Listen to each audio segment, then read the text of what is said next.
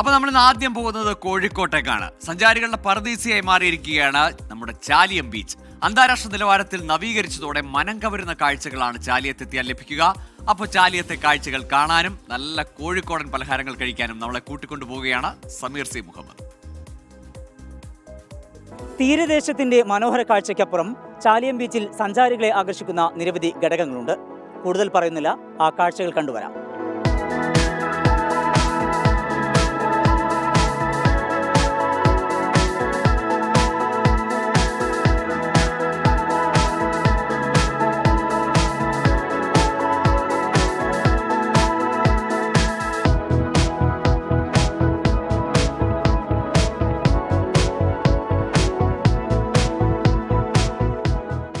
കോഴിക്കോട്ടു നിന്ന് ഫറോക്ക് വഴി കരുവൻതിരുത്തി പാലം കടന്നെത്തുന്നത് ചാലിയം ബീച്ചിലേക്കാണ്.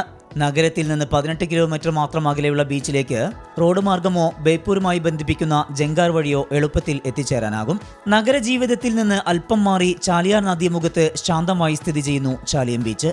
ശുദ്ധമായ മണൽ തീരത്തിനും തെളിഞ്ഞ ജലത്തിനും പേരുകേട്ട ഈ മേഖല പ്രകൃതി സ്നേഹികളുടെ ഇഷ്ടകേന്ദ്രമാണ്.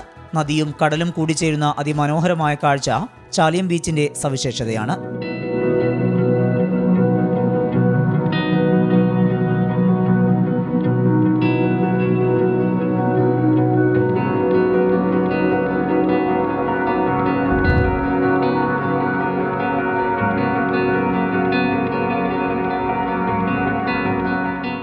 ഓലമേഞ്ഞ കടകളുടെ നീണ്ട നിരയും ടൈൽ പാകിയ തീരവും ആകർഷകം. അന്താരാഷ്ട്ര നിലവാരത്തിൽ നവീകരിച്ച ബീച്ചിന്റെ കാഴ്ച ഏവരുടെയും മനം കവരും.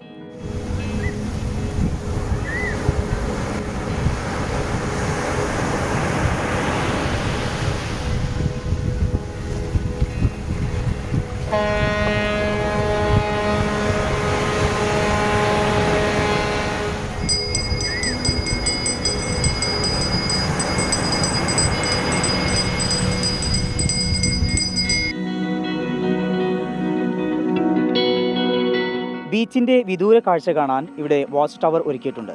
സഞ്ചാരികൾക്ക് ഇതും ഏറെ ആകർഷകമാണ്. കയറി നോക്കാം.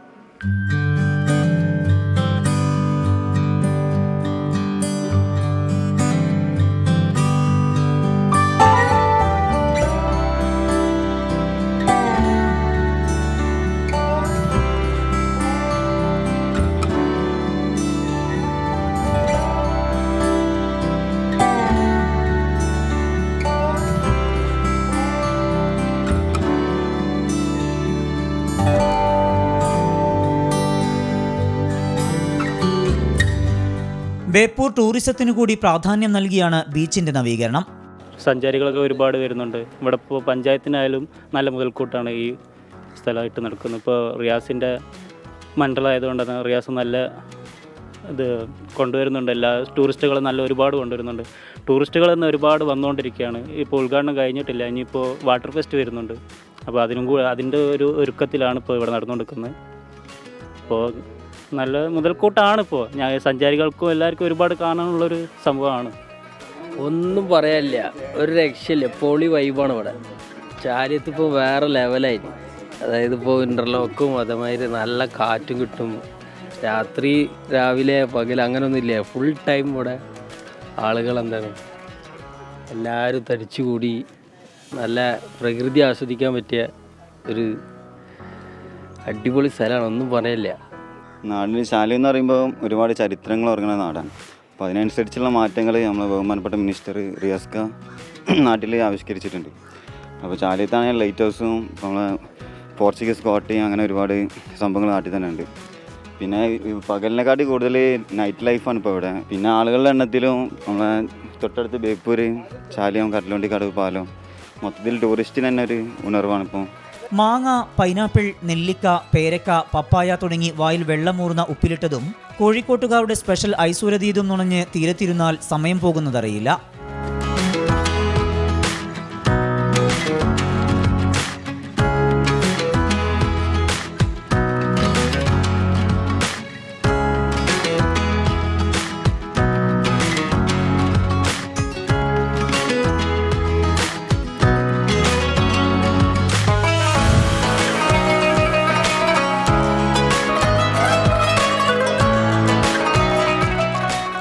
ഫോട്ടോഷൂട്ടുകളുടെ കേന്ദ്രമായ ഇവിടം അനേകം പക്ഷികളുടെ ആവാസ മേഖല കൂടിയാണ്.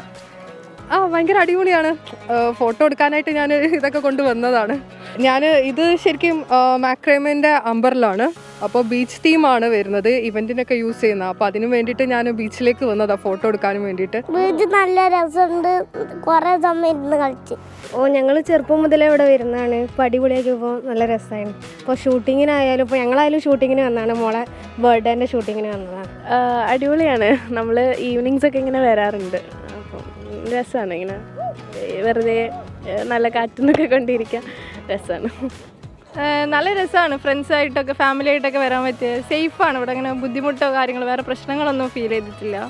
നല്ല രസമാണ്. ഇങ്ങനെ എപ്പോഴും കാറ്റുണ്ടാവും, അതുതന്നെയാണ് ഒരു ഭംഗിയാണല്ലോ എപ്പോഴും ഈവനിങ് നമ്മുടെ ഒരു ബിസി ലൈഫിൽ നിന്ന് ഇവിടെ വന്ന് കുറച്ച് നേരം സ്പെൻഡ് ചെയ്യാന്ന് പറയുന്നത്. പരമ്പരാഗത മത്സ്യത്തൊഴിലാളികൾ ഏറെയുള്ള ബീച്ചായതിനാൽ സന്ദർശകർക്ക് മത്സ്യത്തൊഴിലാളികൾ ബോട്ടുകളും വലകളും ഉപയോഗിച്ച് മീൻ പിടിക്കുന്നത് കാണാൻ കഴിയും. ചൂണ്ടയിട്ട് സഞ്ചാരികൾക്കും മീൻ പിടിക്കാം.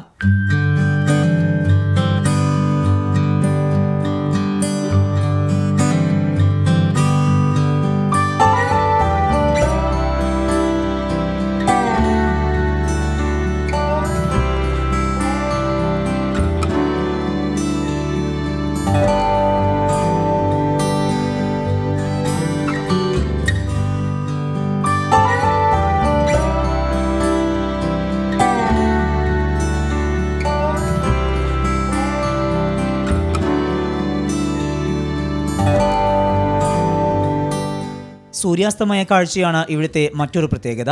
സൂര്യൻ ചക്രവാളത്തിലേക്ക് മുങ്ങുമ്പോൾ വിവിധ നിറങ്ങളാൽ സമ്പന്നമാകുന്ന ആകാശം വർണ്ണനാതീതം. ബീച്ച് ശാന്തമായതിനാൽ നീന്തൽ, ബീച്ച് വോളിബോൾ തുടങ്ങിയ ജലകായിക വിനോദങ്ങൾക്ക് അവസരമുണ്ട്.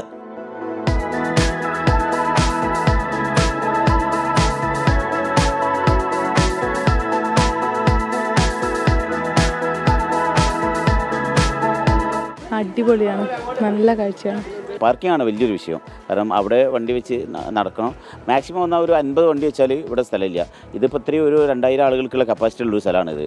പക്ഷേ അതിനുള്ളൊരു 500 വണ്ടിക്കുള്ള ഒരു സംവിധാനം, അതിന് ഈ നിർദ്ദേശിൻ്റെ സ്ഥലം സെൻട്രൽ ഗവൺമെൻറ് ബന്ധപ്പെട്ടിട്ട് ഇവിടെ ഒരു നല്ല ബഹുജന പാർക്കിംഗ് ഏർപ്പാട് ചെയ്താൽ അത് ഇനിയൊരു ഒരു വലിയ ഡെസ്റ്റിനേഷൻ പോയിൻ്റ്, ഒരു ടൂറിസ്റ്റ് ഡെസ്റ്റിനേഷൻ പോയിൻ്റാക്കി മാറ്റാൻ പറ്റും. രാവിലെ ഞങ്ങളൊക്കെ ഇവിടെ കളിക്കാൻ വരാറുണ്ട്.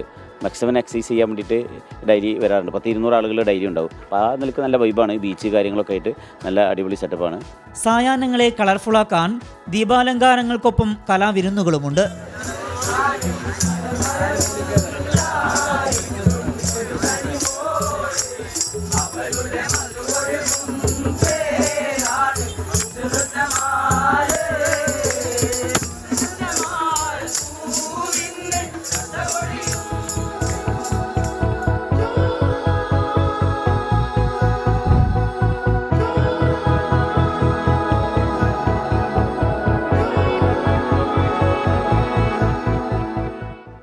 ഈ ഭംഗി ആസ്വദിക്കാൻ സ്വദേശികളും വിദേശികളുമായി നിരവധി പേരാണ് ഇവിടെ എത്തുന്നത്.